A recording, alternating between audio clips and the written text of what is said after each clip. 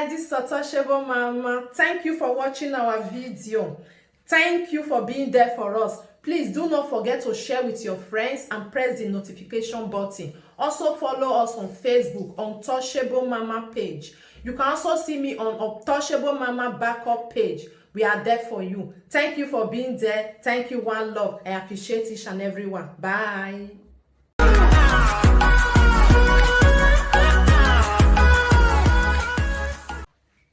Hello guys, this is Untouchable Mama. Thank you for watching our video.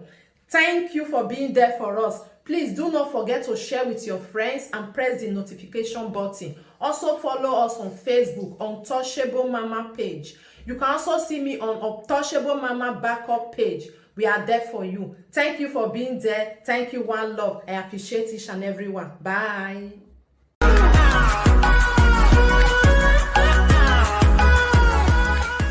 You are watching me today, you don't need to look for any trouble of anybody. You see that your life that you have built for many years, just bring it out online and see what this third set of Edo people who lack home training, who don't have education, who suffer low self-esteem to the highest, who never built any norms or anything in their life. People who just talk for survival. And see what they will do, and see how they will feel so jealous, how they will feel so intimidated, how they will feel so behind the world, how they will feel so irritated. You don't need to do anything to them as an Edo person. You be vagunu egbe agano Rita okpo. Edo people. Me and see you egbe. Wetin Edo people cause for your body. Now you miss her in the morning. You born for 4 men, you not get joy. Because you not get character, your papa with your mama not train you well for us, Rita. What do Edo people do to you? They try to bring Edo down for that your useless husband when you pick for streets. Edo people. Now let the ashawo, now go come wash you where they talk. You were not responsible. Now you want to advise people, say Edo people, 3 sets of Edo people, 4 sets of Edo people retire me. You were born for 4 men. 1, 2, 3, 4. Your mother train you well. You go for good home. Now you they tell people say their papa not train their way, their papa not train their way. Now you they tell people now say if people want to bring people down. You know what start live video where they plan to bring people down for social media. When you go to call different people. Say me they call sign paper, me you take Brook Monica down. And you want to advise people now say Edo people you know they find good thing. Now make Monica. When you go the way Monica here, if find me is go to bring your papa, bring your mama, come disgrace them for live video. You now want to advise people, not down your winner. Somebody carried that thing in the live streamer. They live video. They use that video to take the sagara. Now, no something with they talking about. Just imagine that character on his own. He never show you to say this person is not making it in life. This person. I will screen you. I begin to screen you because you are evil. You only ask with man to deceive people. You are by the lion tail. Rita Yemi. Now you want to advise Edo women. Now you want to advise Edo women. Now you want to advise Edo people. You were born for 4 men. Rita Yemi will not stay for. You be back when shut up your mouth. Who's God? What did they open for you now? What did God open for you? We not let you hear word. What did God don't do for you, Rita Yemi? We not let people hear word. Your foolishness because you don't have sense, Rita Yemi. Who they follow you, they drag. Who they follow you, they drag. If you want to talk of person, talk. I know they bring Edo people down. No, they bring Edo people down. If you want to talk to the person when you talk to Akobe. Not going to bring Edo down. You are crazy. Ogun young boy. Who are so good Rita Yemi? Praising and jump, hailing the name of people. Hailing name, even the one where you know say money where I get from my account, many pass this person. But you go hail and you go go down, bring the head so that person will come dash. Or man when any button or yami go. You see the reason why they will never go anywhere in their life. You not bring that name down so that it will take a place. You go talk to person when they talk to Akobe. You want to talk to me, they tell say you good now because you know say. Waiting me does send message to Akobe. If you know say you know by person, may bring go juju may come swear. If you know say you not sleep with the woman, we say they say sleep with us, for example, may bring go juju come swear. He does have to bring go juju. Not be you want to go talk does say you dey talk. Oh. You are sure we don't feel born for 4 husbands.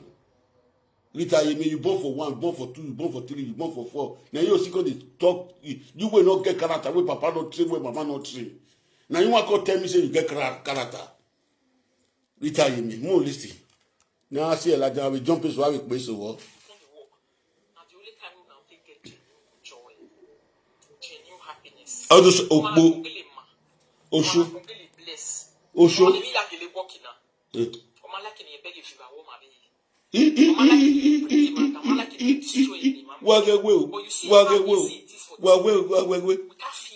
Without thinking about what nature has for them tomorrow. Without thinking about their own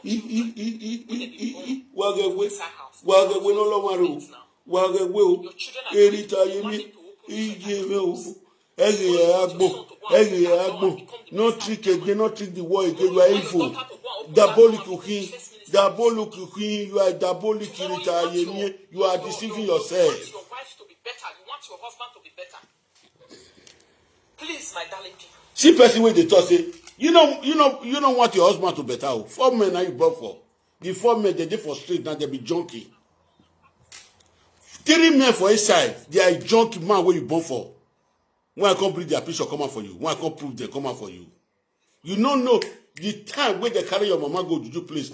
Now one man come me saying and you born for you know the green me greet picking. I'll come bring the picture come out now. Wow, have I gone? It's sober reflection. Not only you want to get reflection. When I look at this ashawo, not only you want to get reflection. This ashawo. This man was a potential destroyer. This woman never wanted people to do well in this area. How was their end? Do a sober reflection. How was you had the cack by funny. You had the cack by funny, Charlie. You had the cack by funny. Rita, you know the shame. Talk to the person where they talk to Akobe. Not they bring Edo people, somebody. This Edo people, this Edo people. You want to bring Edo people for that your useless husband. We don't know how to speak English. Man, we go put money, we don't put money for your head. You see, if brother, sister not come for the marriage. Then you want to call the full Edo people for. Say we get 3 type of Edo people. Rita, shut up your mouth and get inside. You are evil. I know you. You wait there for a side house. You don't want to start to do live video. You define where you want the poor person go house. Now you tell say person the bring person go down now. Now you want to tell me say Edo people some way for streets as you talk on. They define where to carry person go down. You wait there for a side house later. You don't want to start to do live video. You the call presenters. Make they come sign paper, make you take the poor person. Now you want to talk to Edo people, say you good, and you just say they forget everything. Rita, you mean to say they forget. All of the day with my memory same card for inside my brain. All of the day for my memory same card for inside my brain. Rita, you know the shame. Now what you not be, now you the advice. Now what you not be, now you the advice. You are not trying to deceive yourself. You are not deceiving nobody. You are fooling yourself in the public. Now you go school. Now you come do a shower. Now you go school. You know you born for 4 men. You be wayward student when you go school. Wayward one. Because your papa with your mama not train you well. As you talk for this video, now some Edo people, their mother did not take care of them. If your mama train you well, you know can't do a shower for 2 times for Europe. Come pay for madam 2 times. You pay $45, they deport you. You come back again, you can't pay $45. You can't take and build house. Toto sit there. You can't take and buy for 4 men. Because your papa did not train you well, your mother did not train you well, Rita. Talk of your own before you talk of other people. Talk of your home before you talk of other people. Only the people who you fit talk truth for daylight video, they don't say you be evil. They don't say you be evil. I dey quiet for you since then. When make me the quiet say, they bring your mama with your papa come out because of your evil, because of your stupidness. Person like me cannot go closer to you because I know you are evil, you are diabolic. I know you are a destroyer, Rita. You know, since I measure your name, so when I talk to you, anybody when they talk to Akobe, they measure their name. Not the fear, not going to do say you shall be talk. See what you they talk this morning, Rita. Now. See what you they talk now, all the rubbish where they come up for you because you can't sit down for chair. You never bath this morning, you never wash your kpekus. A dirty woman like you. When they break, you never bath, you never brush your teeth. You carry one human egg where you don't tangle. Come put for head, come sit down for chair where you never wash your kpekus. How you feel the talk where that early morning now? Where your kpekus you see the smell for your nose. You dey tear out the clothes. You dey tear out the do throw away the kpekus with the smell for come out for your cara like this. When I go look at it, they do hands. Well, I give you boy. Oh, you boy. Oh no, larger with kpekus again. We are you boss wife out there. Was my well. You forget for your life. You're forgetting a lot. And nobody will do those things for you. But the person where you the chase to say, remember bottom, neni area, ne will be ma, ne will be you to ne will be human. He had a good pay. Ben we do he has to go for a side house. You go to find people who want to follow deport Monica. You know this way I did. You know if you this way I did. I will tell you waiting they breed that nonsense. When you go to sign with Ajebo Amiyafi, you go to sign with many presenters. So I'm with Monica Boto. But at the end, you could not bring Monica down. Monica bring you and your mother and your father down to nonsense. Now what you they talk now? What you do your body? Now you talk now. Wait for the president. Wait for the president. Wait for the president. You went out when you are not a presenter. Start to cop each presenter for them to come and join you to deport Monica Atuari. But the end, you cannot drop Monica. Monica Atuari disgraced you, disgraced your father, and disgraced your siblings. You are not. You are getting at where to put now. Not down here. What's they call her? Now roof. Now differentiate all of us. Now roof cover all of us. Now roof. Now cause away be saying you just assume they're not going to see her. If to say roof not there, they will copy a lot. They would have not been like that today. But I love what God did. He separated everybody with families and roof. Where till you get now? Where till you get where I not get now?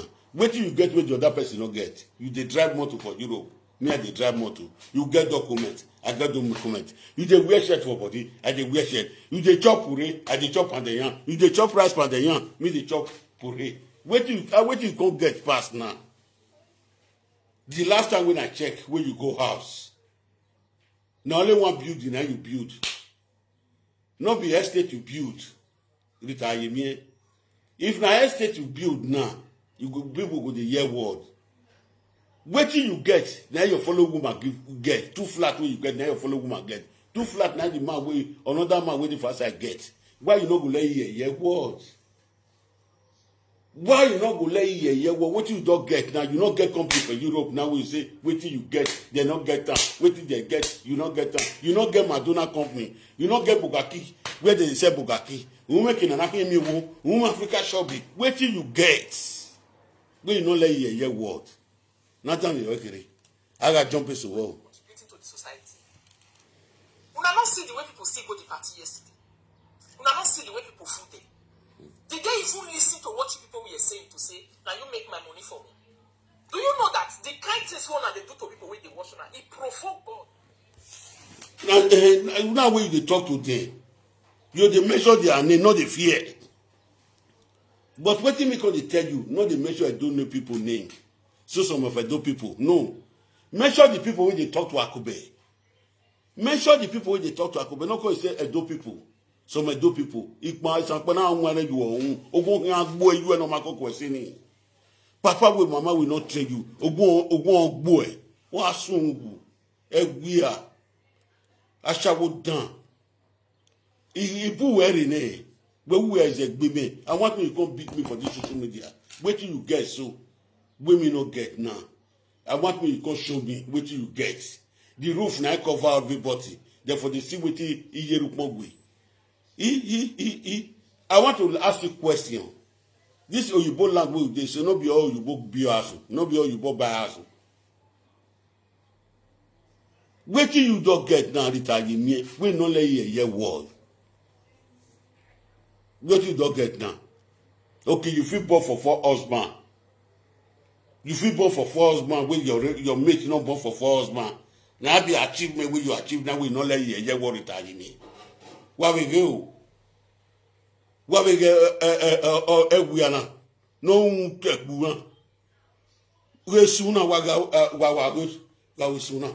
This year like no be got our now. Why things not dey okay for you for life? Don't know you. What's no mama me wele? What's an entity we can match your boma? Infravito. Ewe gugwana. Because you go akobegwan. You go akobegwan. Wa agbunu ye ni. Don amu wa agbunu ye ni. When me gbunu ye ni we na Rita ye mi. No ana sungu. Owo we do people ogbera biduwe. Omuna makoko wa. Omuno go akobegwan eno a group of people there to be together. You are too small. When we not be any condemned woman in the society. No doubt say they are more Zimbabwe you are. Zimbabwe the be my now dinner your bono ya akwe. Now don't mind when I act back on her. I dare you. Bob your own. What soon where the never watch out dana. We are. Not be waiting you do. Not be waiting they do what they we never start live video. You want contract, me you can't follow. Where you go to find people who want to deport Monica.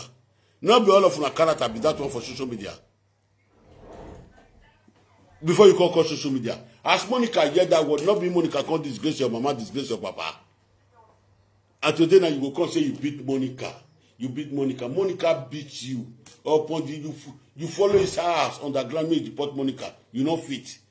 Monica now can't go carry your papa, carry your mama, can't beat them for this social media. Now you also on the talk for public say they are 5 people. Since when we start to tell you now say now Monica beats you. You don't talk again for your master and say you beat Monica. Since when we start to tell you now that you may say now Monica beat you, may not talk again say now you they beat Monica. I give you reasons when Monica Atiti beat you. You see talking for Matt again. You don't talk again because you know who will tell you the truth. Now the truth I'm not going to tell you as I tell you the truth, so you'll be evil, you'll be diabolic. Now people when they believe you, when they not get sense, Sasha will like you wait born for 4 men, 3 men. Now you want to advise married women, you wait up born for 4 man. You know, first day. Now you go carry chair say you they do hook up. Now you go carry chair say you they advise people. You get that the type of people who go call your page because they advise you. Hey, what we give them? You see that junkie? Today, I don't think it. That's one thing I love God for. God, they always allow everybody cope. He will give them time. You know, see, Oyibo people, now Juju server. Oh, Juju server. That's what they carry God till they deceive you now. See this one where they say God go give time, give time. Oh, Juju server. Ewa mina unwe susu no mo yoga bu. No mo yoga bu. No mo yoko oh. Ase dana. Unwe susu na retire me. Ire nuene. Ire nuene. Wa saga wa gbo. Wa sun we say ya ni unu. When Monica they beat your papa, they beat your mama. Now make me they call you that and say Niboku Oriomete they give you hope. You can't talk saying I mean they called you. You are a mad woman. When you go Nigeria, go do fake marriage. Where you go do marriage where they not see where they do for back up, where they take paper, shiny paper, shiny marriage paper, where you go do. Not be make with the call you say no worry. Everything will be okay. You with the jealous if Felicia Akpomari. You with the jealous Felicia Akpomari. Now you the talk say people the jealous. Not be me they talk to. When I come out this video for you, when I use the talk, people when they talk to Akobena, you talk to. Because they not get sense. They not know parable. They not fit answer you. So what I can't take for SI. Edo people where they measure a name. Edo people some more. You know they even they put some Edo people. You are a coward. You were ever failing, you don't fail now. What do people cause for your body? Now do people cause because your papa with your mama not train you well. The time where your mama supposed to train you, now under cashew, now Monica go catch under cashew. Under the cashew tree. Under the cashew tree. Under the cashew tree. Monica catch mama Rita Yemie. Under the cashew tree. Under the cashew tree. Under the cashew tree, Monica catch Rita Yemie, mama. Wazua. Nípa wari. Your wife will need to be at it. Edo people go. Edo people can go. Dini ya kwe ni ya kwe. Waga video na waga.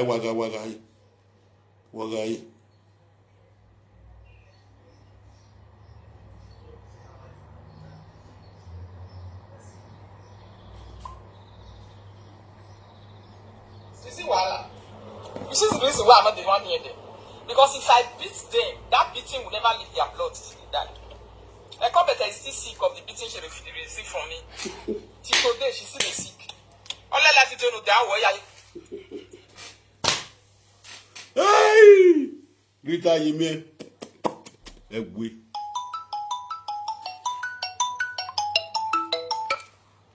Hello, Jay. Hello. Call you no gay. What are we here? Hello? Call you. Oh, yes, sir. I wish you to say real live video. Real live video. Real live video. Yeah, it's Going yo. Because in mine we talk about. But look how but I know they are going. Going yo. Why you speak out? You yo na ye. Why happy Sunday? May you look Eke Amakone Lagmon. Baba, La boy soon. Iwave me who was you.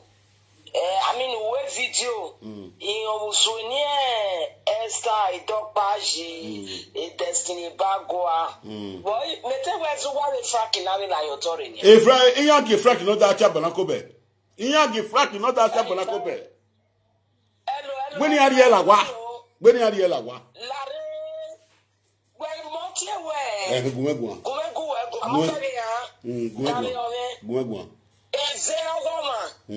I went there, you go on to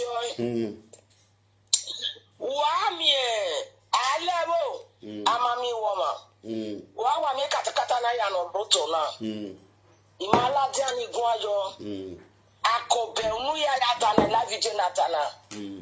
Akobe, Telewanoka Cape, I got you too. Idigo de Gumahi, and your parade with Tico. Betty Maladamu Boguaruda, a fair goma. I win a goma zero. Mammy, Niwati, we're back at a cat. When you're an Oglamano Yagua. EJ, if you take it, I'm away. Echo to me wrong.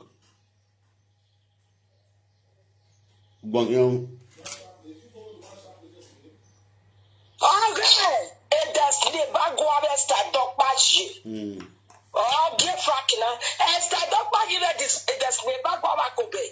He has set on up area lady, area do a coco. Or as Yerian or ya lay. Imokamu when I gay. Okay, when you are telling about Denia. You are telling about Denia. You are much about day.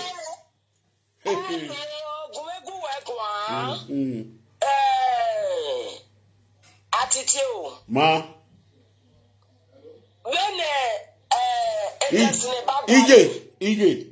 Ije, Igwe ga awe mi, was the Gwini awe mi who. Why do you love the women? I mean, Madame Evona, why do you love me? You are deceiving me. Why do you love me? This is well.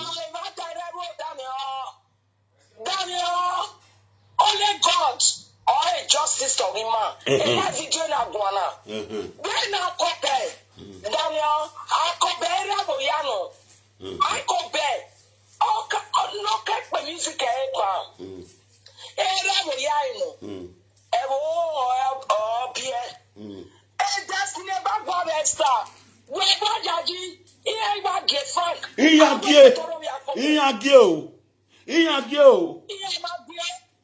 He may come well now. He am a come, I am a teeny about this. Yawe swaggle.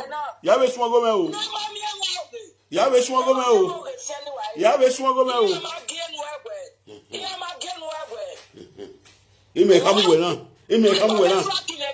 Many car, Muya, get off pay, Elia Jacquia Muyana. Very come Muya get off pay, Elia Jacquia Muyana. Imamuya with the Ezra Fogoto. Ezra Fogoto. Sagami. Itete koko. Kene banyo kono kwa no waradoni. Waya wa mujagai. Waya kene fraki kenya. Gata me. Waya. Gata me o. Because of Nitamawe. Nitamu imuya for what? Imuya for what to mine. When you are bold day. When you are the Elagua. When you are the Elagua. Iyan ba yama e platform e wa ni yana ya ati e platform e wa yana ya ati Dani gumeta ma we ha atiti agomo ku o ma pa o ma se kejo olaluwe na fi nu gime no je olaluwe na fi nu gime no je no ma e kono ya e o ma no ko ajo ma nu kanu e page me no mu kere gaje we e page me no tumu we ka me no me page me kime na we dami onya Atiti me ya dan yo we gume gun o ma pa o ma se kejo den na mi abati ogwe we ki ma de bayaso abati be Esther Dokpagi many gen kokomo wa na one of Jenny ogwe Esther Dokpagi ye ba wa si won ona do aru Esther Dokpagi Frankina la we ona aru Dokpagi ona aru destiny bagwa akagere ni we festival ati ani aru ma no gun akagere okachun Frankina la we abati na call destiny na call anything wrong there ije anything wrong ma be we ba beg ni we na ti me na ni enemy ya dege mi adu ya gwa won ben mi ya dege mi adu ya gwa ben we ya dege do si we call na we oi imegi am we na iyan gie we ri te we dario we den akobere je neni ku ima e no le mu e ima ma imegi la jave na so ni amegi la jave na so iyan wi ku ni iyan fun iyan we iyan fun mi na la jave so na ya oi ina o mi odukun wa ba be ku na ko bejo wa ma be ku no jo ekwe magi mu wa we de gbe ni an egwe wa we won pa kan li ku ni aguma ri lo pa na ya tete fun ni yo to ogbara kiani enye no ki pikipini na ko bi ana ku be titire ni me ya tete fun mari niye egi ba enye no ki pikipini wo emi akobe to bo e o ko ko na jo mi o ka Yasi, all you will at the Ako Baking. EJ, a point, Larry, Itama Wene. If you like to listen to me, you listen to me. If you don't want to like to listen to me, I got see Bekiane, who do what Atiti time away, and what Atiti later. In your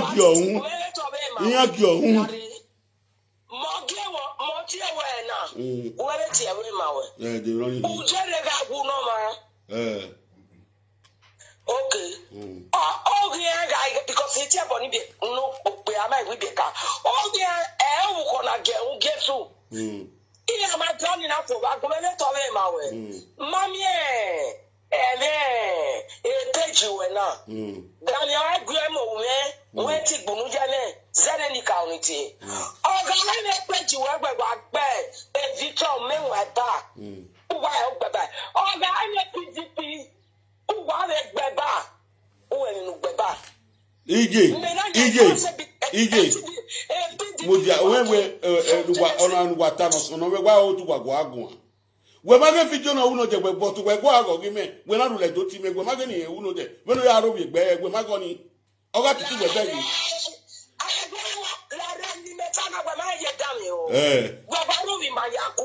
Imaro, well, Imaro, oh, Otani Meno, Otani Meno, when we carry one year, when my baby Johnny, me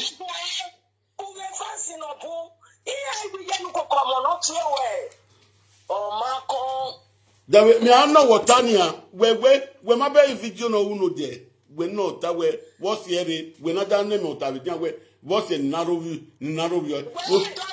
where my baby,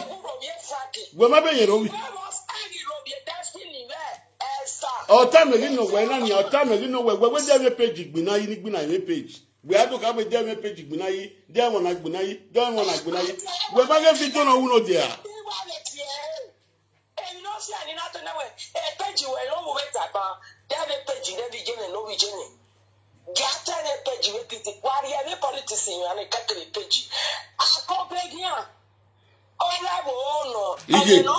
EJ, c'est ma copine à Inia, c'est ma copine à Inia. Tu vois, c'est moi.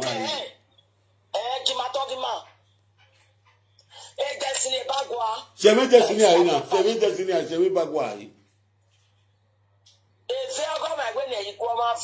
Where worry? Fenani, no, there you anyone I want to go with you. A vessel I come with you, look pay, even the hour doing Matarai, no food in our row. So when I wake up, here in the hand way, where did you come in me where when the hand doing a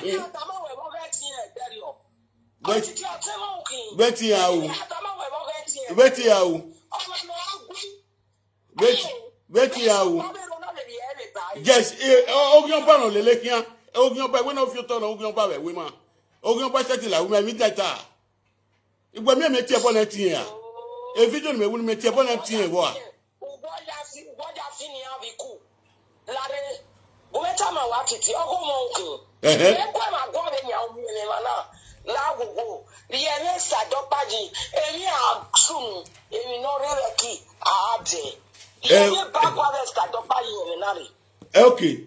Okay, we're going to tell many years destiny back. We must think I come and not even Akobe.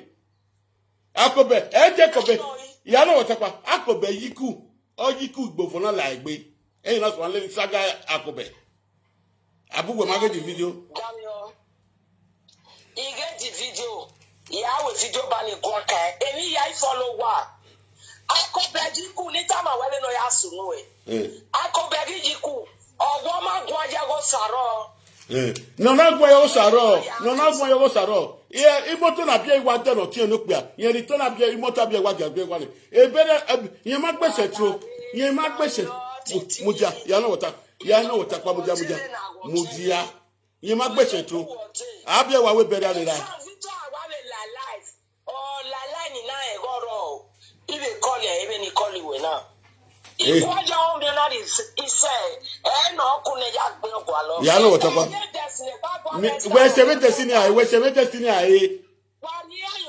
Where you going to see her, in your gear, where you going to talk about it, is when you know your body.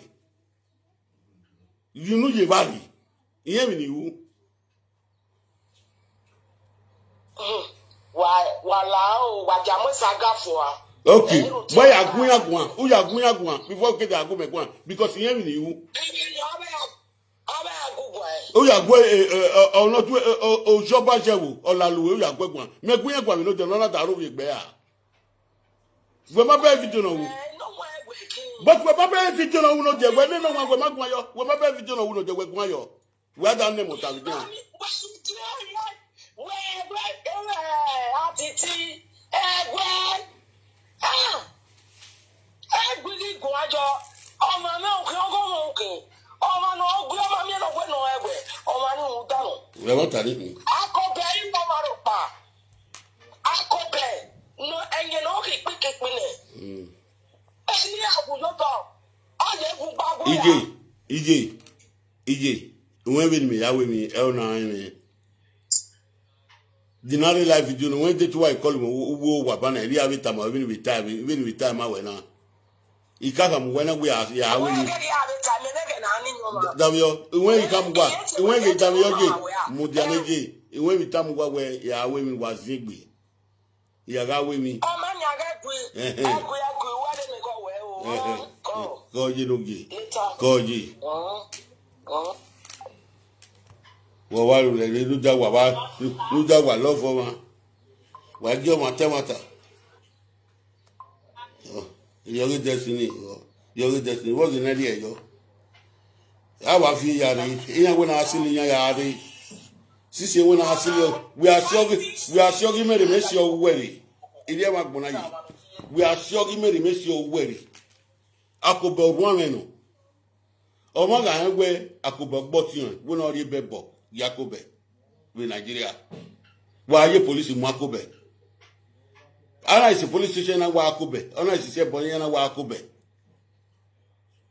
Imani ya muni ndo mu akobe ni ya arigan. Oyan wa akobe na akobe arigan. Wa da di gbovu mu ma gboto. Igbovu no gbe wa na ri anusun. No gbe family wa na ri anusun. Wa do ya se ma gboto. Omo si ovi egboju wa gbe a.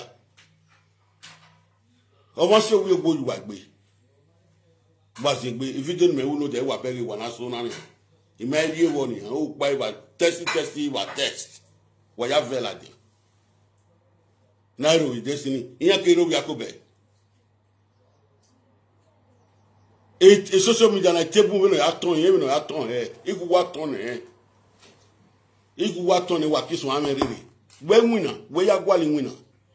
Who are Farola? Not one of them, I'm buto no Harry Rai. Agbondan ni ra ya koko eni agbondan ni iwe ya koko eni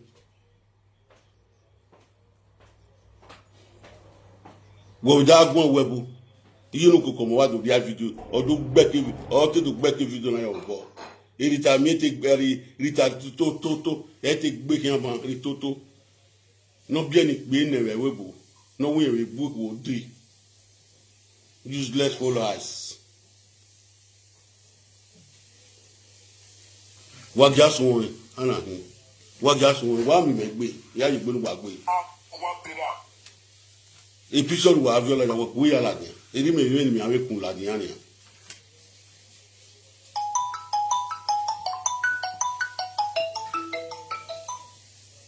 Hello Atiti domo sir. What we do here Ètò domo. Ko Ga ni no ma no gbe mi ye comment we kele is. Odaria Block or no gbe comment we owo madan or social media president na owo man or a problem on social media president social media space. Okay. But we say because when me aka attack yan me aka munya ya aso yeah me ya munya yo say the feel like agbe because of owo madan or social media kakabo me wa ko ye mo madan but ikwe ni yawe mi tan owo man o tereta we bo agbon o madan where worry egbe aniyan where worry egbe aniyan me ni ebu yan de na yen ga ati na ko bewe jan me amu gbele ke wo do ni e ya ga me ga we je that get to stay calm ire ya ku yan ala wa we si gbe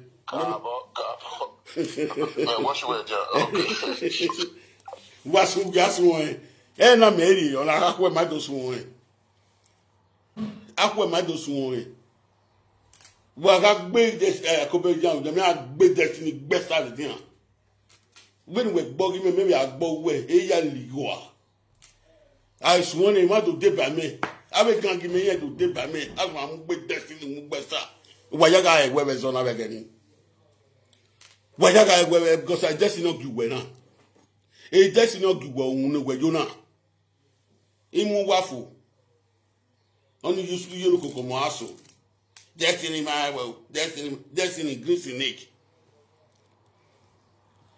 o ma bere betero nyan ya mu omo sagbo yan mu gede mo fi eri odo e destiny ni me omo e mo na mu gi ona e tero e to sagbo do e di mo fi ya confess mo sagbo akube wa do gbe ba gi asun won election of do wa una election I has election I nini ri totori wo iye no koko mo wa do distract me video na o do distract me iye atiti o wo gi asun patata big beluwa akube we e patata big. So it is Italy. Or you get no monobune all river because of it. You got tear the way they had disrespecting your country now. You got tear the boy from better. We know what you go. You know what you get. Sorry, we know. No, we are now. Who said you the name with picture? But I thank God. I saw your video you did this morning. The video you did. Then no the way, man. I saw it this morning. You brought out the picture of movement like a beast man. Video we na him we rodo. Yo laluwe. E we yan we gbe wo do ni na. Olaluwe we yan we gbe wo do ni na ni. Olaluwe we yan we gbe wo do. Wa ke kune oka. Ona gbo bi jan. Iyan mu gbogbo bi jan. Uye we yari oku ni an. Oku ni no mo me no omo no system wa, omo no system wa. Area mama ya we na atie bode yi mama ya we na atie bode. A money was brought up in Italy way. Iyama na chogun we, iyama na chomila e. Wa si e bola wa ni a ogoni wetin e won do se odomi ame. Onyo si e wa ni hu na. Onyo si na ka wa ereruwa no buma gba. Ebe ne Rita ye mi ye na erero ni ye gba no bia ni pe nene. Iya mi o dayo ya mulawa. Iya mi o laluwe ya mulawa. O si o ye Kevin ni. Wa mo pe ala wa. E mo nu we bie. We suse yine. We kweri afane o. Ukweri afane. We so my we that voice we na gwana ni ha. Wa mo pe ala wona mo danyo la wa danyo.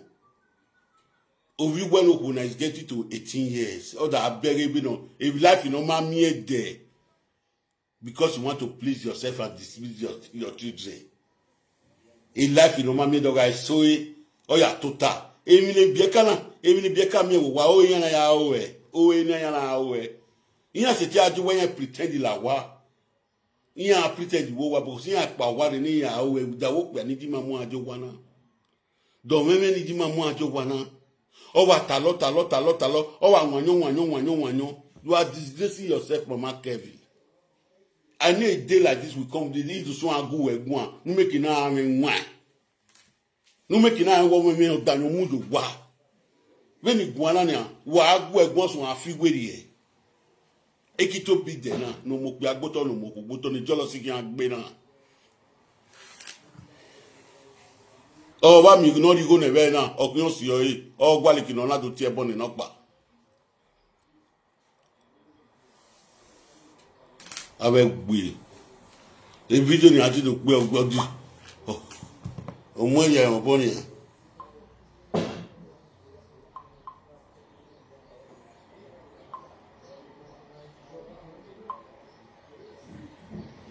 I will not send him a message. They to call him come Mujalu ni de pe the video. I want call him ba.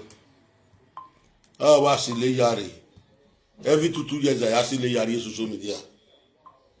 Every 2 years, I actually yari social media. Every 2 years. How about we see yari now? Me I got tini destiny, fancy destiny atini me. If fancy we got tini akobe, if fancy akobe atini bonuwe. It matter more than I want to matter with social media, and I'm more than I adore you. When what I make any woman done, you want to work again. Me must say, you can't have one woman tacky. Wow, with the matter. Woman, on m'a dans l'ikini, il y a coulé moi dans la wa. Ma belle détaillé mien. Arrête détaillé mien non depress. You know, without you will depress, no one. Détaillé mien non jo what the ne, no bike ne. You know, without you will depress, no one.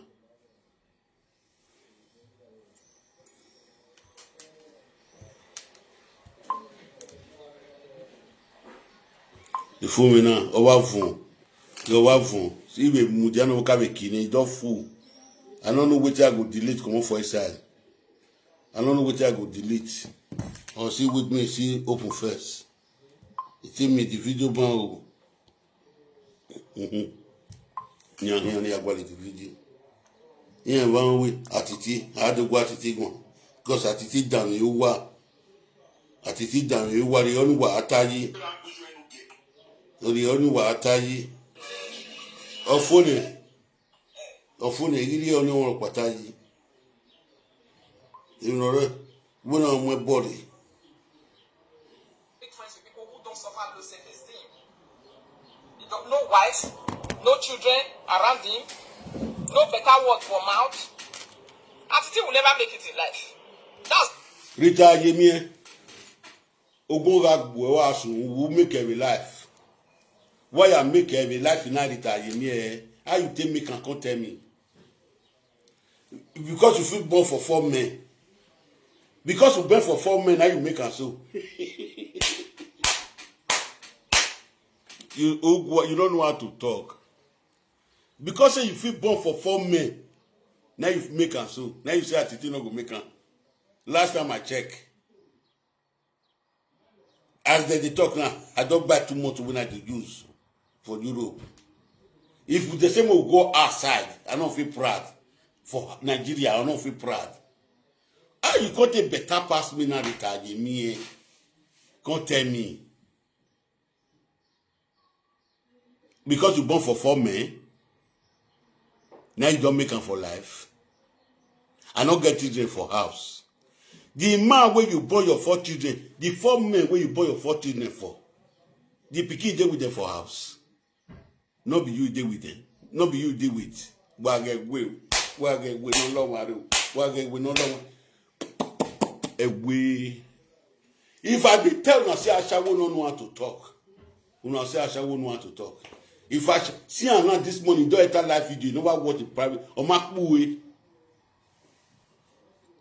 A responsible woman, when he go wake for morning, he go clean the house. If you want to enter live video, now women supposed to enter live video 6 o'clock, 5 o'clock. A responsible woman go clean the today and Saturday, he go clean the house because he don't put zombie for house. As he sit down just now, he not baffle. He dey for live video, sit down, not baff. He put zombie where they clean the house. Zombie go biri, Zimbabwe. That one, they clean the house as they talk now. All those one kind of women, all they put for us, and so married for us. Women will not feel they get up in the morning, clean the house.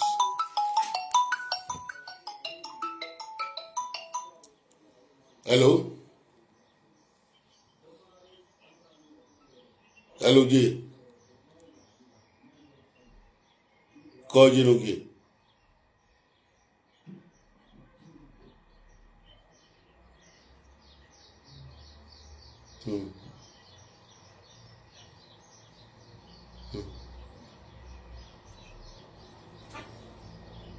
Mujane, wa mujane. Iye fún yo.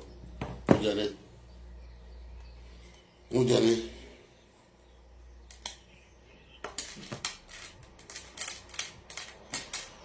Okay. Okere ke guegwa.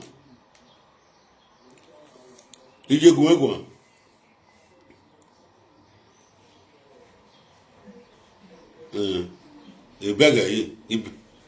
Ibege. Good. Iya wa ko be jogo bo obo akobeki wa ma mi we destiny mwemila ya akpon obo wa ma mi we destiny mwemila gi obo oga ko bola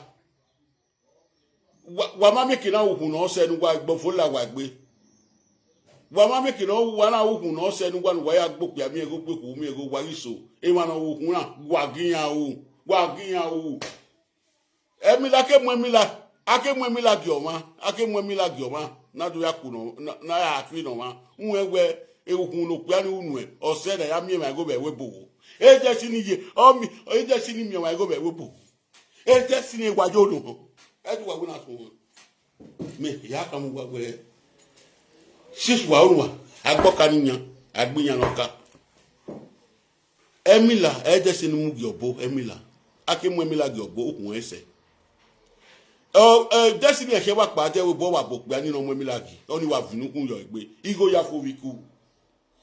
ya fowiku nu akobe muna unu akobe ni ebi ni gikuna e destiny we esta mo ni go kege ni ade e destiny we esta mo ni go kere da ade emila ya pon mo bo wa magi wa gbe wa gegbe ya ka akobe wa gegbe ya ka akobe destiny no ri mwemila jobo bo oke pa je we boyan funukun yo igbe o ga se we bo okinebo or short of money okinebo short of money you go no kinebo we ya plaster over last month iyan re we last month okinebo ri ya ke kino ri go iro o je pe ko ki go we na ya plaster over na o wa ma gbe fi ya pa iyan funukun yo egbe no wa ma gbe iyan funukun yo igbe wa na gbe na do re ya orego ya pa mu pa ni pe video ni an pe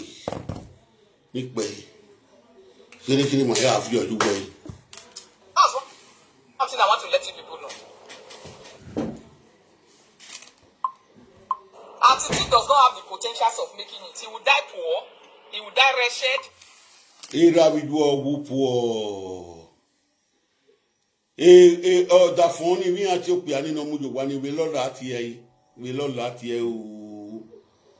lola ati Sister Florence all can die poor amen you poor o da fu we ni me we yi Zimbabwe o da fu we ni no die poor ni du na gu poor ni mo nu bi na gu poor ni era bi du na gu poor ni ta je mi ogun kan agbo gunuzi de kan agbo wa bi wo egbele ju egbele ragbele tun sis we wete ra bi du die poor wa mi na rita je mi wa me na no that we set it be ne because you born for 4 men now you make am now was my belly liquid when I started born for 4 men o was my belly liquid ne I shall people when they born for 4 men even I born for 4 men and I make am useless woman nadam ye gwena He will die sick. He will die an illiterate. He will die a buffalo. Illiterate no my school make me cool your the old word in here. Spanish government UK government when na me Rita. He will die poor, he will sick poor, he will never make it. Sister Florence. The Popo Gary. Ripopo gari, ripopo. Who will die? Who will perish? Only the woman will perish. Ew, Asha will not know how to talk. Asha will be. Rita, how you take me because you bought for 4 men for Europe? Where we go? Where we get it? Hey, they not done your kitty. I'm telling you people the truth. There are people that you will say, oh, this one, they have to one day, their problem will solve. The problem, whose problem was of course tell me. I never marry. Now the problem was I never solve. I will not marry a foolish woman wey born for 4 men. Our wife be this, my wife be this, not be the same.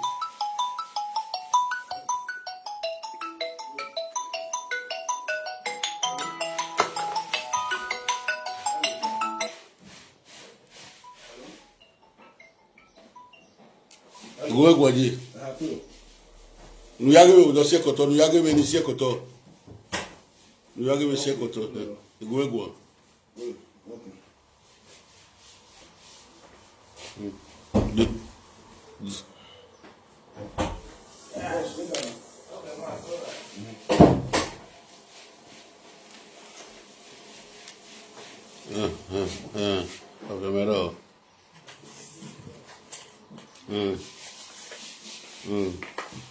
Ofone Ariana.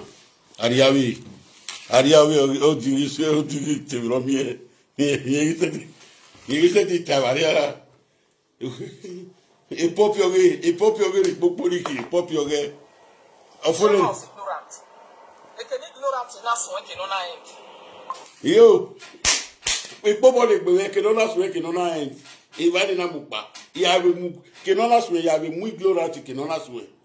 Kirona we ya end ibe mu we gberi ya we. Mi ya mu gbe legara imi agbe lega. Won ponu gbe kan Rita popo. O bi agboro we gbe Monica, ize gbe Monica, ize bite Monica, ize bite Monica, ize bite Monica. Where Monica gbe ra, ona disgrace we. Don't ever make sure that word they gave where the beat where you beat Monica yesterday. Because you are walking Rita, you know me one. So now me not correct we now, and me just want correct we can adenia. Me might make it when attack we be Monica again. But when you tell we be Monica again, every day we theater, the beat when I beat Monica yesterday, the beat when I beat Monica yesterday. He do correct we umami no tawbo agwa. What's the Monica na boy? Umaiswe live video presenter, una ruwa, una tia jebo, una mwepere, una jebo do fi, una mwepere, uwe no pa do fi. Won ma go sekin je ni yan. Because when we are sekin me, we una to tell the Philippi. Ya disgrace we. We ma be kin we are lele kian. We are lele kian. Bodo abo mo ati na wetu wonu mo ma gboto. Unyi mu gbe Monica, unyi mu Monica ma so we. Unyi mu Monica atwari ma so we do we man. O ma so we do man. O we gbe Monica atwari, ye gbo John Lovet. He did not John Love, what we did not John Lovet in me. Eh we na bagwi. O John Lovet is sewe we gbigo. O sewe imija. O John Lovet no mugo la jan wege ni. O bububu na yigo a itazi me. Igo ni we aba mi o ga mugo ye post office, so igo ye bububu. Ina wo na ma ku o pe no kana. Ona ma do ko mego. Ona ma do ko mego. We jani mama di. Mama, we don't follow woman because of money. Because money will not buy our hearts. A heartima is ready. Oh, we know je. A heartima got doorway or phone in Wagadiana. We don't buy our conscience with money. A media fell don't love it in mass away. Oh, one on your turn of bow. We love Lagos or mass away. Then we'll pan with many and Mama girl. Oh my Mary, wow, block head. Oh my Mary, we are Maria, who will do the book at Bobby. Oh, now, Atiti, Atiti, when you block you, anyway, you book at Bobby, I give you, don't in here. Oh my Mary, now, what be you? Now, what be the total? No, neither my cocoa. Omono disgrace ra Adeseki na mu you at the end of the where you want to na I beat Monica.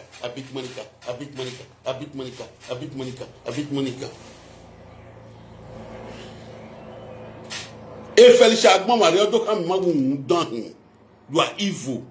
Ina de na agbe Felicia Felicia na gbe Felicia tete gbe ina ajoja ne ima be no give away you don hu ogulekin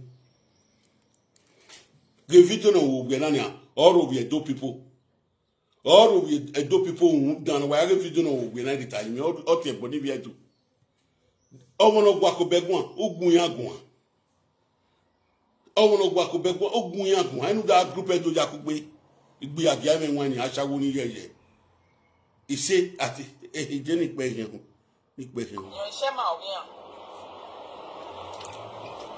Am I crazy? Under any set. Me don't fair talk and say na me be president of Initrit.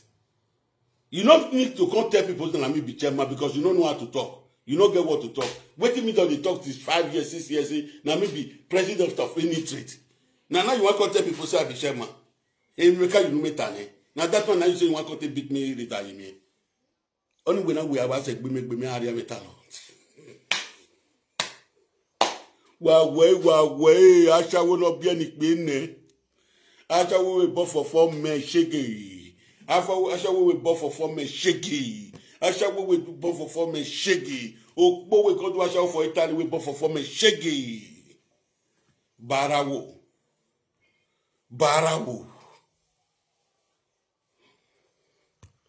Me gbogbo we ale la wa. We ma ji me o. Ne ma ya no ka de kun.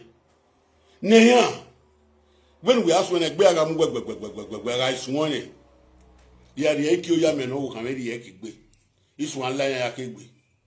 Yes, one I eat we injure bullets. Injure no royal gas wa fi onu e. Ne we mu na. E we are. Wa wo ko wa Atiti. All of you have you judge on love it. My man judge on love it mi o ene. Because only have to best and and credit adi. Wow, awagbon unwe susu no magewu ewie do me peace. Wow, awagbon. One of you have you jog on love it. We gbe ni gbodi on love it. Why agbe si? Why agbodi on love it here? Lo SSSC no we video we ogboda 1 million. SSC lo FSC no we video ogboda 1 million. To we egun ani. Tout we egun ani lo FSC Atiti will never make it. Atiti will never make it. Is aware me be. Atiti will never make it when we bu. Ni ara okay we make it. Why when you make it? I know to go person house go chop in the morning. I dey walk by myself till they feed myself. I get my document. I drive my car.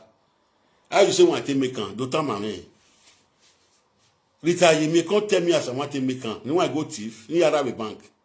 I will have no tenancy. Then you no tenancy. You need a phone. You only can no tenancy. You carry a phone. You only. Oh, call me. Phone me na my way winner. Oh, over block. I want call me as a pick over block. Emi bumbo way. Call me, you know what? You know what? Call me, I know water. Oh, we block it. Now can I leak in a kaji? Now we video.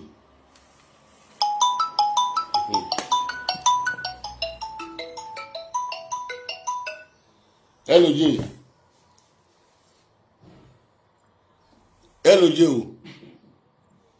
We give no sunu. Inwina be webu. Iri bai. What when you make it? My way making no when you make it. Now what go do no. It that the GP in Aguana. What when you make it? Now no way Atiti will never make it. What we no do gear mame. Rita popo. What when you make it? Do gear mame. Imayala luwe. Imayala le period. Imayala le period. Wa zaga wagbon.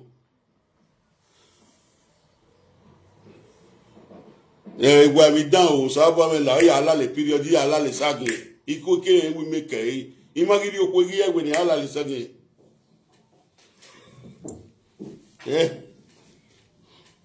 No la le period no la le period ko ka mu ehun we dero e te sini bagwa da be gbe do kokko ne no ya mu yoko hun iya ma ye mi e iya ma mi e Me wa here do go. Oma, bye bye. Rita yimi nika mu ariwa ni. Obela sa bola o. I got any most receive from me. Till today, she see the sea. Rita yimi women make why we ya make na. Why we ya make Where beg me Rita yimi guy. Get the boy, get the man. Where beg me? Why we ya idi ye so na. Ugbogbonu sari ni me na. Why we ya make o sa bojo mo gbe ni.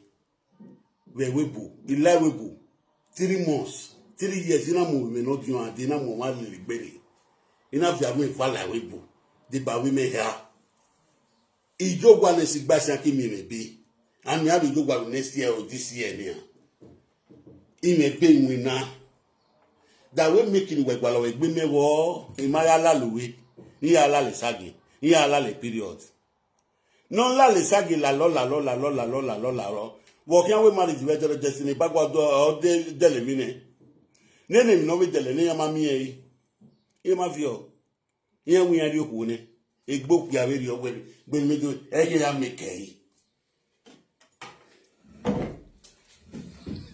o den ero wo ki ni me ya mu go yo hun me na ture imoti me we are so wa ni na bege ma no le meri e will be before so we iri eku onu ene a wo to vie ma mi eku egun yan ari won do Oti obi ewe okpera hu ahome. Oti obi ewe okpera hu ahome.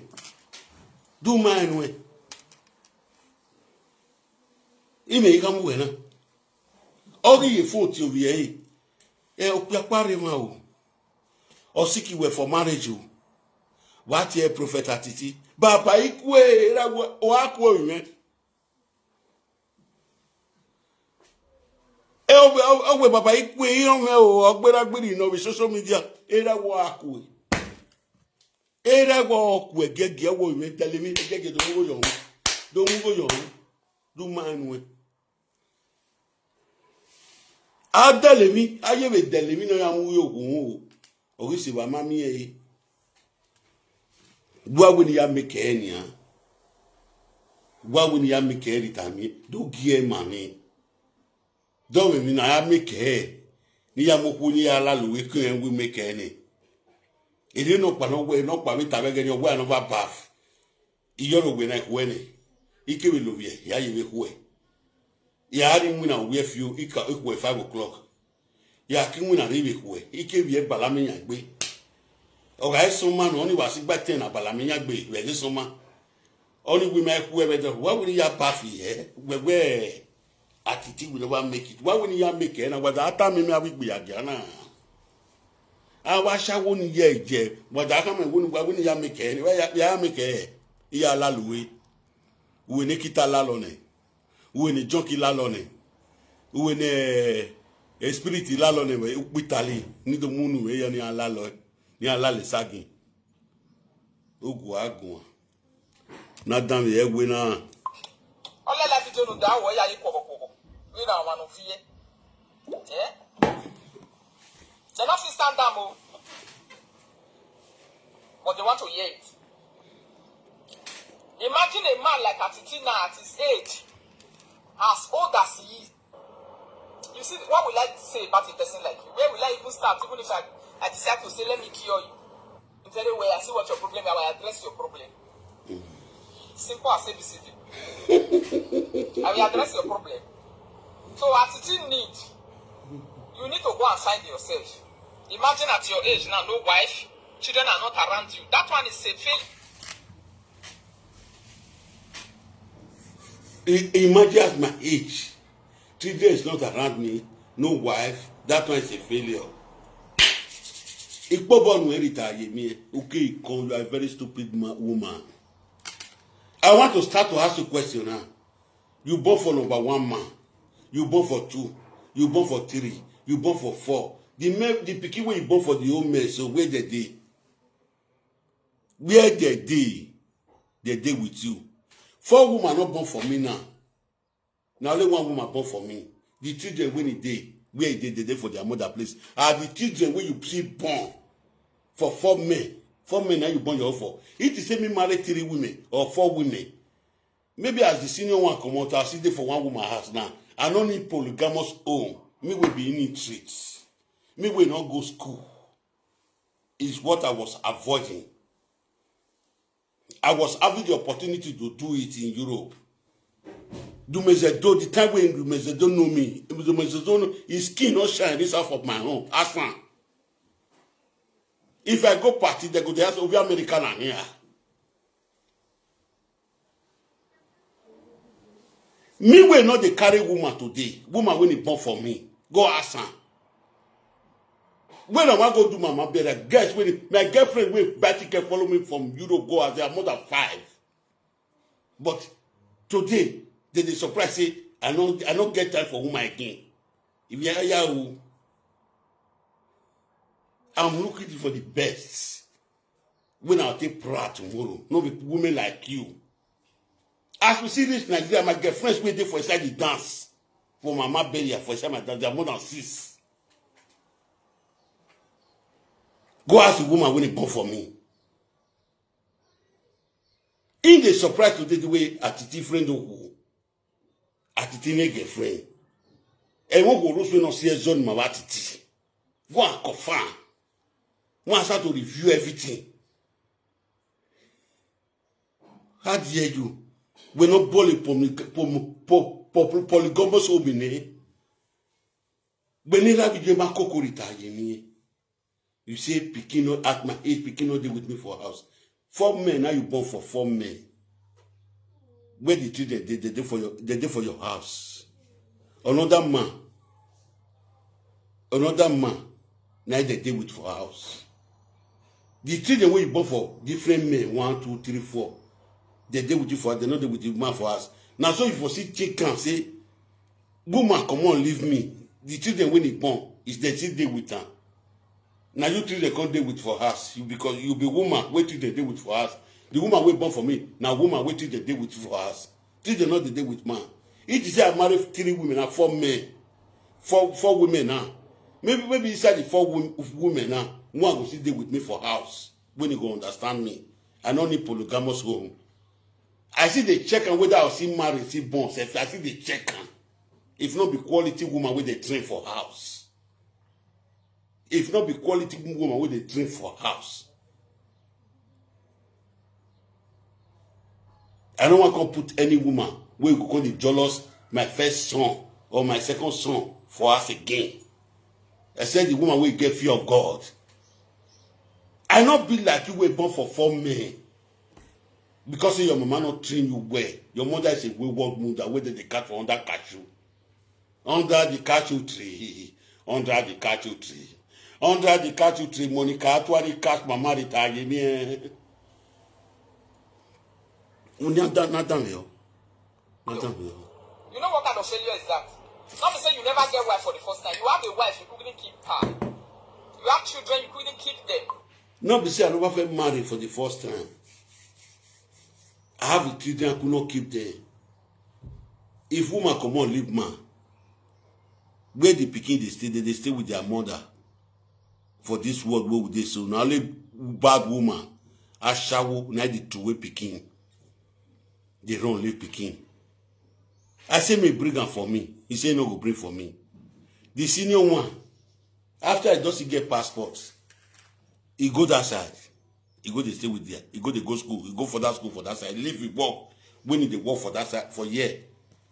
We don't get direct figure. He leave him. He go to go school for that side.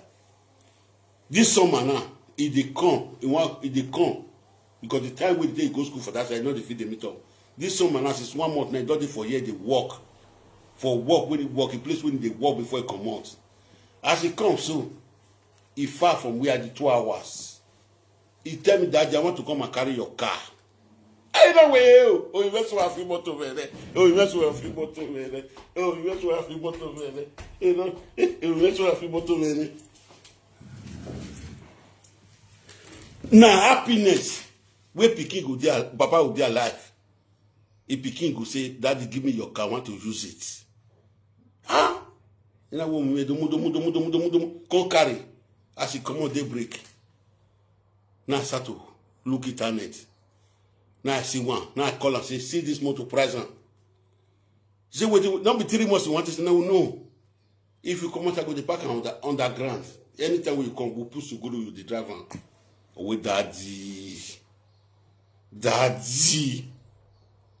He laugh. I want to make him retire. He can't tell me. I want to make him. 4 men when you born for your Pikin. Since the day with you, they never go greet their father. Rita, you make us swear whether they go to greet their father. Whether their father even know their phone number self. Because swear. Now you call the talk for public, people say person they talk. You are just a coward. Not damn you. I forget one place. He say, no, be say I never felt marry. I don't marry. When I go marry again, when you know say I the crisis, they say I don't get paper. If I go marry, I want to feed them. I want to take offer. Afarola, beggar. If they be beggar that I cook, Ogun boy Rita, Rita, Ogun song. Ben me munana here. A school here you now. As I want to go school now, my salary go be see we go see near the salary when I did receive before. For where for work so. For where me for work so. As I want to go school. School for 3 months. The school when I want to go, when I tell you how to fix ties. How to do this war, make white like this. Now I want to go so for 3 months. How you say one where the government plan in life Rita, you we no gain, no matter the plan of world doctor, or my plan of Bogifa, or my plan of Bogia, or my plan of Bogia, even we had to plan with the Gogobri. You are full of bitterness. People that wash, when you are begging a bitterness in a raw you because man won't me. No, we do a certain stake in war. You are a talkative, you are a parrot. A man was set to tell you well, no set to talk to any man will go fit stay with you for us. Is this type of Zimbabwe? A dumb man cannot stay with you because you are a talkative. You are a parrot.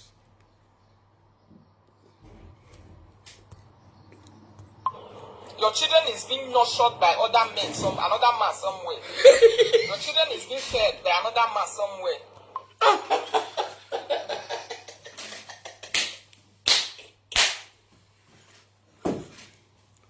Your children have been nursed by other man somewhere. Your children have been tortured by some man somewhere. Woo! Shame. Rita, you mean shame. Wawe. Woo. Wawe. Woo. One fair answer there. Any video you do, I can't answer you. As most man go they answer you. I want to make you a skin goat. I want to know people. I want people to bow. My children have been nosy outerwear. My children have been nosy outerwear. Other man. My children have been nosy other man. Go shut up your man, Mechoni.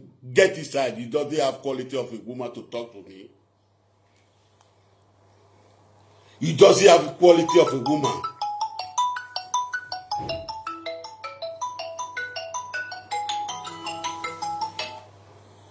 Hello, my love.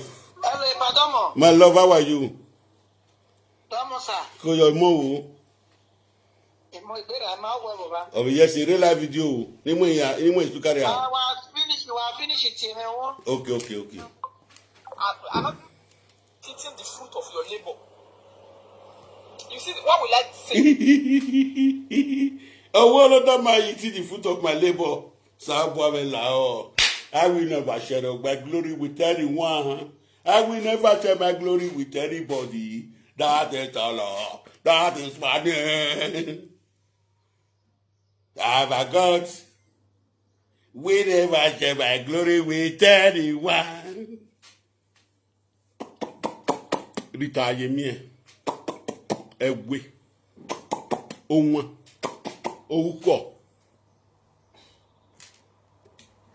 Another man is sharing glory. Last time I checked, the woman went born for me, no girl's man again.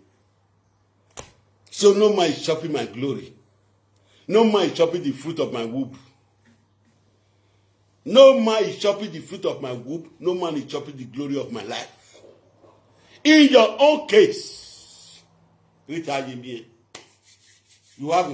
deliver for 4 husbands. You born for 4 men. 1, 2, 3, 4. The old children, when you born for the 4 men, is with you at home. Is with you at home. Yes or no? Other man go biri, frustrated human being that you pick in the streets. Go biri Zimbabwe man. When you can't teach how to bath, take sponge, take wash body. We know the bath for street before. All of we before we they call the go biri, we know their character. You they try to buy agbada for Rana. Me to the cover, me the teaching and pinima if you go party. You they try to buy Sokoto for Rana. Me to the patcha. If you go party, me you go feel be like husband to Monica, husband to Lolo. The blood is still there, but it's a go biri no. But it's the chopping the glory. It's the chop the glory of the children when you born for another man. My people, when I have been look whether I like the talk. Whether no be go biri the chop the glory of the 4 pikin when you born now. Where go biri the work, we don't know where the work go. As Rita the enter month in the morning, they cry, they go for street. I'm going to school. I'm going to school. I'm going to school. Now so the man, you never just see the man where they go work once. You never see where the man they work. Eh? You never see him. Esther, wait there for what they call him? Germany. If your husband they go work, your husband not be presenter, we dey able to see your husband waiting for the work. But go biri, or Rita Central, or Rita Central, etc. Or you get Ikbiave Yako go biri, a glory, a go biri a claim glory, or claim fruit of the womb. I don't clear you for that. I don't clear for you. I don't clear you for that. You say word not there for my mouth. You say now you word there for a mouth. What you talking? I don't clear you for that. Say now you they take now another man. The first man where you born for 4, 1, 2, 3, 4. 4 men where you born for now. Their money they take and they feed go biri. You they put life on my head. Say another man they feed now they take off the glory of your head. You know see they put life on my head. Now you there for a body retire me. Now you there for a body. Before you go talk, you look what you there for your body, may you not go make error. If you make error, I go beat you where I they beat you so. Don't back here. About a person like you, where will I even start? Even if I decide to say, let me cure you. You see why? You see the reason why I'm not. Rita, na me go cure you. You know see what you talk now, say, nobody say I never felt married before. I'm not against the marriage. Ask all of them. People who don't follow me waka, they don't bring many women for me. They don't bring many women say, Atiti, this one like you. I'll look and ask her, wait till drive you for your husband's house. Wait till drive you for your husband's house. Now say you know they do this one. Me not they do that one where you say you know they do, so me not fit one. The husband, now let you want they do expensive. Now let you want the worst grant. Me not the worst grant. And now that one called drive for your husband. Now you say, now me gonna be better man. I go ask them. How many man you don't born for? Go say, I'll say 3, 4. Aye, obiene the own nation for. Obiene the own nation for. Mokbanya kuna. Imoya no rekuna mokbanya. Ori maja. I check ori maja. Ori maja ni ki imoya no naikuna.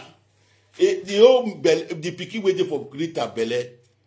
na the nation na get am. No below one man get am. See, and I don't born for 4 now. When I see the watch am, he go come up for here just now. You go say this one character no good again, go the find another one go. Cause Sasha wo yang go bog be kia and you bog be kia ni. Ike mari angu na we agwalo we here. You know go alalu we the one with the leak bekos. They not will leave that one.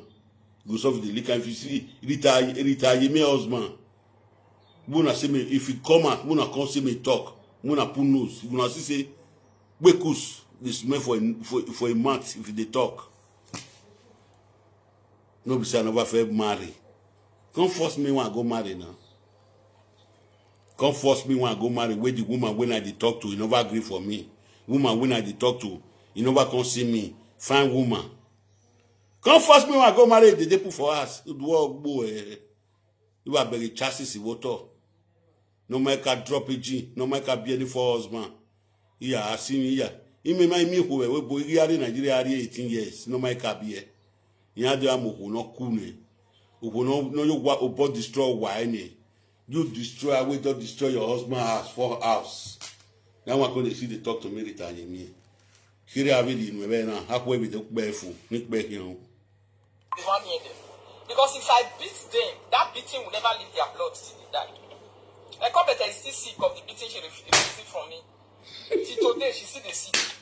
All I like to do that way I equal. Rita, you mean emotional. Rita, you may shut up your mouth, dirty mouth. Rita, you mean now this one I tell you 5 days ago. Say Monica. He beat the way you beat Monica. Now Monica beat your papa, beat your mama. Now because say you no get sense. Now because say papa mama not train you well for us, you for no say wetin Monica do you. Now nyame ya so wo ha no. Because you are a wayward daughter. You don't think. That's why you do not know. A Monica or castrate where you a castrate where you I was your savior. When Monica cast get where you I was your savior. Now if I say it again, which way be Monica bue, ona gbidue, ona gbera, ona gbotwe, ona gbeluwaya. Don't ever say it again way. The bit where you beat Monica because unane wani. Your selfless lolo say. Your self-lolo say I be okpa nege no pe minu tani. Your self-lolo say okpa nege no pe minu tani. Self-lolo ten wetani. Self-lolo say wetani. Ogwe okpa nege no pe ogwini. Enwa gi gugwe. Deke enwa gugwe. Bene say Monica wa bene Monica suwe abo we kun kere dadi egi suwe ni wo je wan le pa wa rin u ya kwale mi o wi ahu any blessed day Monica latian nwe o ye da gbiju egbera gbegbe tun iye si lo ade social media are you no ashamed Rita ye mi are you no ashamed we be Monica e Monica la jabe na Ekoi o enwe o je de gbugbera o ye gbidu ogbu eba ogbetu eba yi up Monica the great imi abati we no na se ti gbuju egbera ni nuna nenwa ni e je gbe talaga unu we ni e je gbe ta wu egbe Monica Monica gbu egbegbewe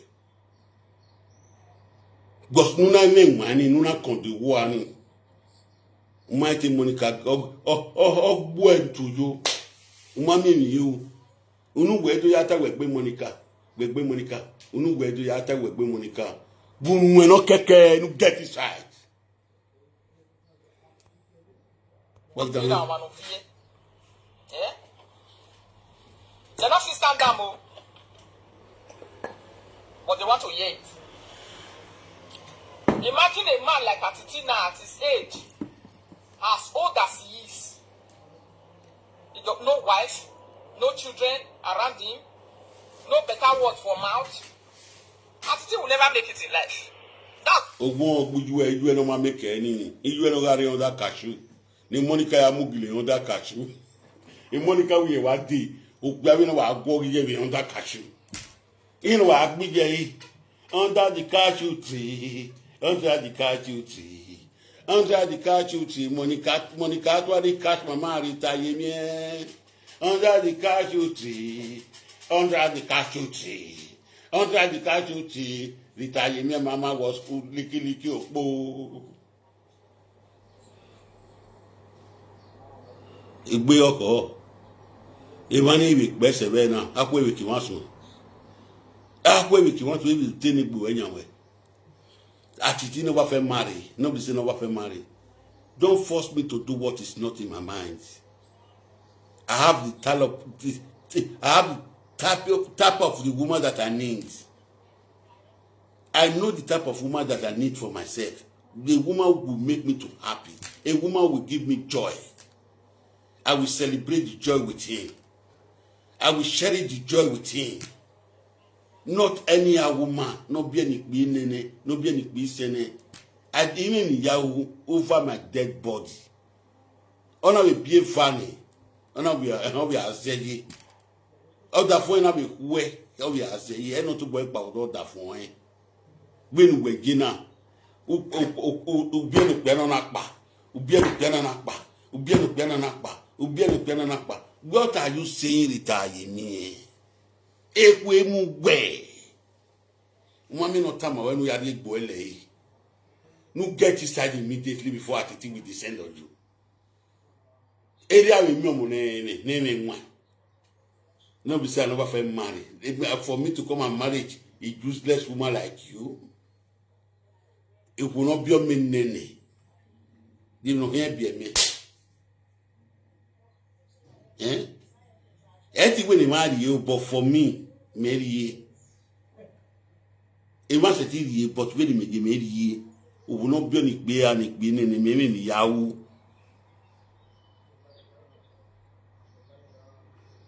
So if you be woman out there, since life is not commands, we cannot control ourselves. We not going to be useless woman for society. We not going to be foolish woman waiting for inside Bible. A foolish woman they repair her house. Why the useless one? Then they can't door they go. Yeah. If you go for 1, 2, that will not be mistake. 1, 2 not be mistake. But once it don't pass 3, that woman is a condemned woman in life. It's a condemned woman. It's a real Bible tie. A foolish woman. A good woman go there and repair her while the foolish woman destroy your home. You the foolish woman will destroy first home, destroy second home, destroy third home, destroy fourth home. You want to come and advise people in the public retaliation.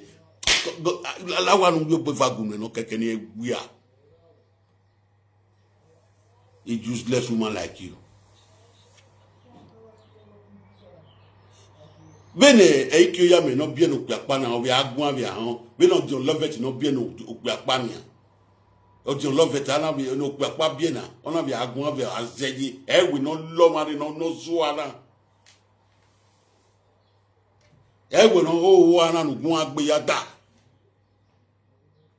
But that time, you take good time, you say, he had equal on Yaki, man. He had equal on Yaki, man. He had even a key on Yaki, and he do damn him no tie. Go with him, big one. What pizza, what bone? What get done, okay? one thing I want to let you people know. Atiti does not have the potentials of making it. He will die poor, he will die wretched, he will die. One tell you one thing. Rita Yemie does not have the potential that is making it. He will die poor, he will create poor, he will remain poor, also poor. If we remain poor, if we swap poor, or remain poor. Because if a woman not born for me, now I don't get the potential to make her. Because if a woman not born for me, now I don't get the potential to make her. Can't tell me who's one for his side. Can't tell me who's one for his side. Because if a woman not born for me, 5 women not born for me. Now I not get the potential to make her. Okay, because you born for 4 men. 1, 2, 3, 4. Rita, you may born for 4 men. Now you get potential where you take me cancel. Wage we no magumegi, no magumegi wogi.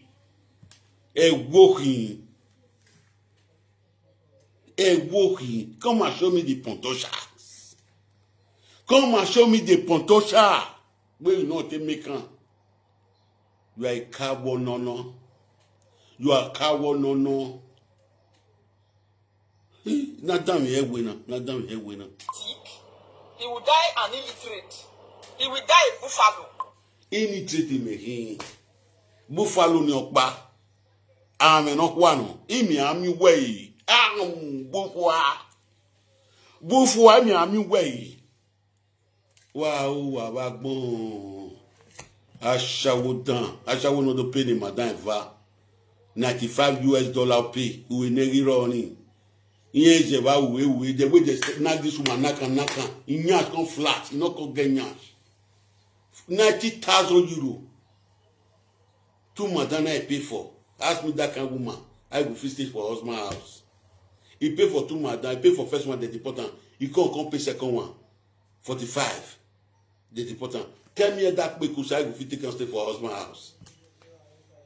You know, not see the husband house when he call count 4 after 90,000 US dollar when he pay 90,000 euro when he pay for madam. To too wide, he not get me tie again.